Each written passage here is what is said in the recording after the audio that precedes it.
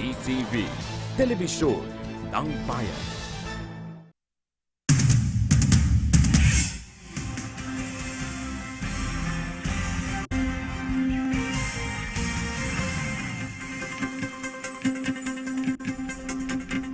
Magandang hapon, nagbabalik ang PTV News Break. Nananatiling normal ang supply at presyo ng pagkain at iba pang pangunahing pangangailangan sa Surigao City.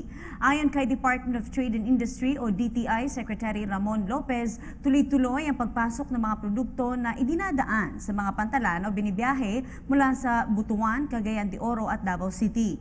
Karamihan din anya ng mga supermarket ay hindi naman naapektuhan ng lindol. Nasa probinsya rin ang Diskwento Caravan ng DTI at may kipag-ugnayan ng ahensya sa Gaisano Mall na nadamay sa lindol para ang DTI na ang magbenta ng kanilang mga paninda. Nakahanda naman ang DTI na magbigay ng livelihood funds sa mga maliliit na negosyong nadamay sa lindol. Sa ibang balita, nagpahayag ng pasasalamat ang Eastern Mindanao Command sa New People's Army dahil sa idineklarang ceasefire sa Surigao del Norte at Agusan del Norte. Ayon kay EMC spokesperson Major Ezra Balagti, matutugunan na nila ang pangangailangan ng mga naapektuhan ng 6.7 magnitude na lindol matapos magpatupad ng unilateral ceasefire.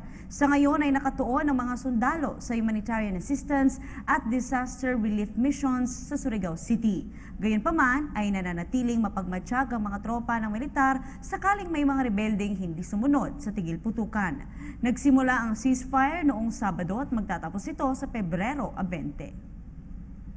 At yan po naman ang aming mga nakalap na balita at impormasyon para sa PTV News Break. Ako po si Princess Habiba Saripaudak.